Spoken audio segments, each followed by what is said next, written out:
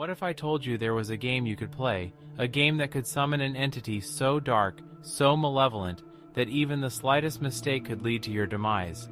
This isn't just any game, it's the Midnight Game, an ancient ritual said to have been used as punishment by pagans, now turned into a modern urban legend. Would you dare to play? Tonight we explore the terrifying tale of the Midnight Game, a ritual that, once started, cannot be undone. The instructions are simple but chilling. You start the game exactly at midnight. Write your full name on a piece of paper and prick your finger to draw a drop of blood. Let the blood soak into the paper, place it in front of a wooden door, and then light a candle. At exactly 12 a.m., you knock on the door 22 times, with the final knock landing precisely as the clock strikes midnight. Open the door, blow out the candle, and close the door again. The game has begun. From this point forward, you must relight the candle within 10 seconds if it goes out, because if you don't, the Midnight Man will find you, and trust me, you don't want that to happen. Players have reported seeing shadowy figures, hearing whispers, and feeling an oppressive presence following them throughout their home. The game ends at 3:33 a.m. Survive until then, and you win.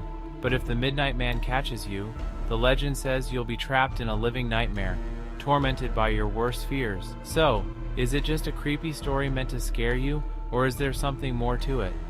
The Midnight Game is not for the faint of heart, but if you're ever tempted to try it, remember, some games should never be played. This is the story of one group's experience with the Midnight Game, a ritual that, according to legend, invites a dark entity into your home. Whether you believe it or not, what happened to them that night is something they'll never forget. It all started with a group of friends who were looking for a thrill. They had heard about the Midnight Game online, a ritual that claimed to summon a being known as the Midnight Man.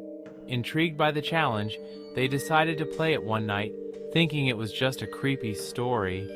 But what they experienced was far more terrifying than they ever imagined. The instructions were simple but specific. Each person wrote their name on a piece of paper and pricked their finger to place a drop of blood on it. They then lit a candle, all the while keeping an eye on the clock. The final step was to knock on a wooden door 22 times, with a last knock landing precisely at midnight. As the clock struck 12, they completed the ritual. The game had officially begun. For the next 3.5 hours, they had to keep moving, keeping their candles lit at all costs. If the candle went out, they had only 10 seconds to relight it. If they failed, the Midnight Man would supposedly manifest and bring their worst fears to life. At first, everything seemed fine. They moved through the darkened house with only the flickering candlelight to guide them, but then, something happened. One of the candles went out. The girl holding it, let's call her Sarah, fumbled to relight it, her hands shaking as she desperately tried to strike a match. She managed to get the candle lit just in time, but from that moment on, something changed. Sarah felt an intense, overwhelming sense of dread, as if she was being watched. And she wasn't the only one. The others started noticing strange things too. One friend claimed to hear soft whispers that no one else could hear. Another felt a cold breeze brush past them, even though all the windows were closed. But the most terrifying experience happened to a third friend who was hiding in a closet, trying to stay out of sight. As she crouched in the darkness, she saw it, a shadowy figure lurking just outside the door. The figure didn't move, didn't make a sound. It just stood there for what felt like an eternity before vanishing into the shadows. By now, the entire group was on edge, but they knew they had to keep going until 3:33 a.m., the end time for the game. As the night wore on, Sarah started to experience what she could only describe as hallucinations. Every time she blinked, she saw horrific images, grotesque faces, twisted bodies, flashes of something evil that left her trembling. She struggled to keep her candle lit, terrified of what might happen if it went out again. Finally, the clock struck 3:33 a.m. and they ended the ritual. The friends were exhausted and shaken, but relieved that the game was over. However, the sense of unease didn't leave them. Sarah, in particular, couldn't shake the feeling that something had followed her home that night. For days after, she reported feeling a presence around her, an invisible weight pressing down on her chest, and fleeting shadows in the corners of her vision. Whatever they had summoned that night, it hadn't fully left. So, if you're ever tempted to play the midnight game, remember Sarah's story. Some games are better left unplayed, and some doors should never be opened, especially at midnight. Late at night, on a lonely stretch of road, you might spot a figure in the distance. A solitary hitchhiker standing in the shadows. You feel a chill run down your spine, but something compels you to stop. You roll down the window, and she asks for a ride. You let her in, but little do you know, this will be a journey you'll never forget. Today, we explore one of the most mysterious and enduring urban legends, the Vanishing Hitchhiker. This tale has been told around the world, with different versions spanning cultures and generations. But what's the truth behind the ghostly passenger who disappears without a trace? The legend typically begins on a dark, desolate road. A driver, often a man, sees a young woman on the side of the road, dressed in old-fashioned clothing. She seems out of place, lost, and vulnerable. The driver, feeling a mix of curiosity and sympathy, offers her a ride. Curious. As the journey continues, the hitchhiker says little, but there's an eerie calm about her. The driver might glance over, only to see her staring blankly ahead. When they finally arrive at the destination, often an old house or cemetery, the driver turns to let her out. But she's gone, vanished without a sound. The driver is left with more questions than answers. Sometimes he finds a clue, a piece of jewelry, a scarf, or a note left behind. When he inquires at the destination, he's told the woman he described died years ago, often in a tragic accident on that very road. This story has been told in many forms, from the highways of America to the back roads of Japan. Is it a warning, a ghostly echo of a tragic past, or just a product of our imagination? The next time you're driving alone at night and you see a figure in the distance, remember the tale of the Vanishing Hitchhiker. You never know who or what you might be picking up. In 1976, 2 Chicago police officers responded to a call about a strange sighting near Resurrection Cemetery, a place already infamous for ghostly encounters. The officers were patrolling Archer Avenue, a road notorious for eerie stories, when they received a report from a passerby. The caller claimed they had seen a young woman trapped inside the gates of Resurrection Cemetery, apparently in distress. When the officers arrived, they found the cemetery gates locked as expected, but something was off. 2 metal bars on the gate were bent apart, as if by some tremendous force. Upon closer inspection, they noticed something even stranger: 2 small handprints scorched into the iron bars. These handprints were clearly visible, as if someone had pressed their hands against the metal with extreme heat. The officers touched the bars, but they were cold, no sign of how the prints had been made. While they were investigating, the officers heard a rustling sound from inside the cemetery. Looking up, they saw a young woman dressed in white, standing just beyond the gates. She was still, her back to them, and she didn't respond when they called out. Suddenly, the woman began walking deeper into the cemetery, moving smoothly and silently through the fog. The officers quickly entered the cemetery, but as they approached where she had been, they found nothing. The woman had disappeared. Despite a thorough search of the area, the officers found no sign of the mysterious woman. They combed through every inch of the dark wooded surroundings, but their efforts were in vain.